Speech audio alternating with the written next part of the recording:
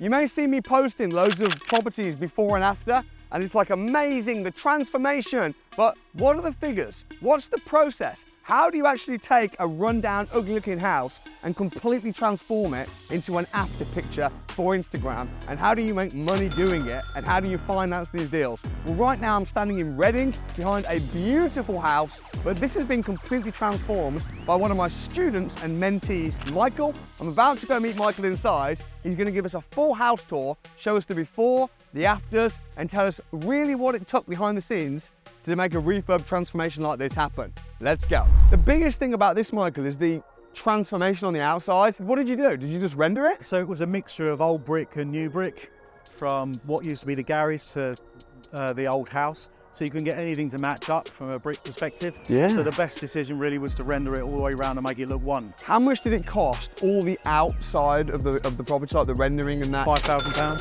And that's the painting as well? No, I painted it. Oh, you painted it? This was the garage, so what did you have to do? How did you have the vision to do what you've done? So these houses, these chalet bungalows, the entrance to them is usually on the side. The door was round that side, and when you walk down there, it's quite cramped if you were coming in with children and shopping. It just wasn't really showing off the property that it could be in the best light. Yeah. So the best decision was to move that front door from over there to here. This is lush. So what was this like before? Where you're standing was the end of the building, and there was a half brick. It was about that high conservatory, an old well, it wasn't even a nice conservatory. It was a more of a lean-to. Down the middle here, that wall there was straight down the middle. So this was two separate rooms. That was the old kitchen, and this was kind of a dining space, and this was empty. It wasn't really anything on this side. I mean, look at that. That was so nasty beforehand. I mean, did you have to get planning permission to do the extension, or did you just get permitted development rights? I had to go through planning for this, but more so not for the downstairs, but we had to get building regs obviously for the amount of steel work that's in here to create this look. But we had to get planning permission because we put a dormer upstairs, and because we were changing a bathroom into a bedroom, the window had to be changed to go through planning because it's overlooking next door. I love these bifold doors. So these are fabulous. Show us how it works. There are no keys, you just pop the handle, yeah, turn them to the left, pop the middle, and then they just slide. Brilliant. So no keys to lose. When it's a south-facing garden, it gets so hot in the dining room. Did you think that through before you bought the house? We knew that it wasn't south-facing, and if it was, we would have to do something to protect the sun from coming in this way. Otherwise, so you never get in that. You would be penned back there. You wouldn't be able to. Yeah. If it was 30 degrees out here, you just wouldn't be able to use this space at all. So you can come home at the end of the day, and you can still enjoy the sun because it's literally turning that way, and it's always beating on this area. The rear of the house was just 30-foot trees. You couldn't see from here to the end. And the trees destroyed all of the drainage, so we had to do all the drainage as well. So the drains are down on the side, and they run down to another drain at the end of the garden. How much time and money did you have to spend on the garden? From a lawn perspective, that's just cost £1,000 in lawn and £1,000 in topsoil. How much did it cost to get this this area here, this patio area? For all of the slabs, and these are porcelain tiles, so porcelain tiles and laying it cost £3,500 to do. That's very reasonable. Yeah. And these doors? They look extremely expensive, but the actual cost of them delivered was £3,500, and then we've just got our time to fit them, which took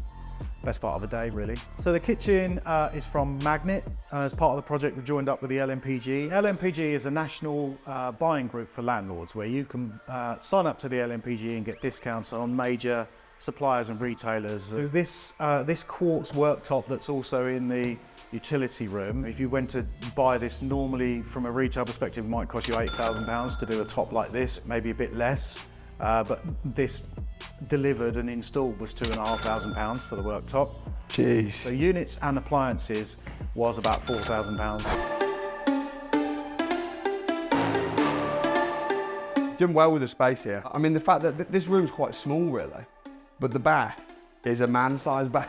The most expensive thing in the bathroom was the bath, because it's not a traditional 1700, rectangular bath. How much extra then was this bath compared to a normal one? It's over double, so there's about £800 to have a bathtub like that.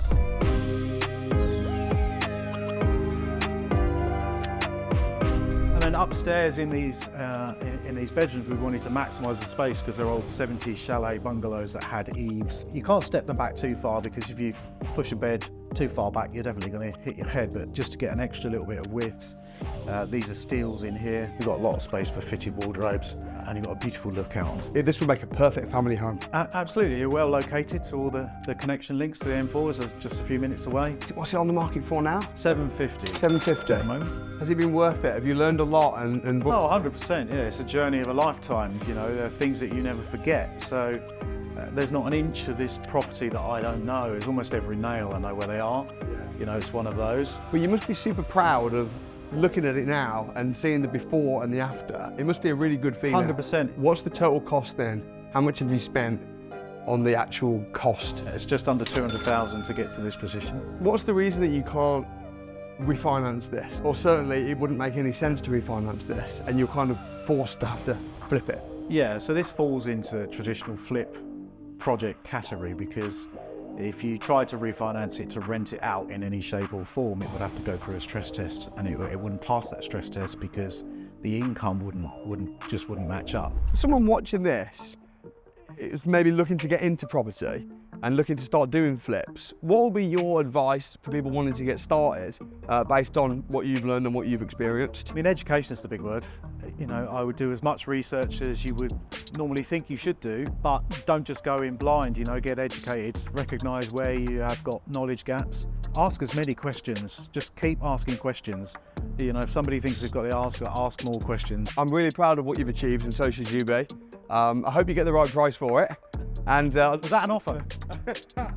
And I look forward to working with you on your future projects. So are you on Instagram? I am, yes. All right, good. We're going to leave Michael's Instagram handle below if you want to get in touch with him. If you want to learn about his future projects, or you want to, you know, do business of any way, shape or form. If you want to get in touch with myself, I'll also leave a link below to my Instagram as well, but also a link to the Property Investors Crash Course, which is upcoming, where you can come and spend a day with me learning about property. It's pretty good, the crash course, isn't it?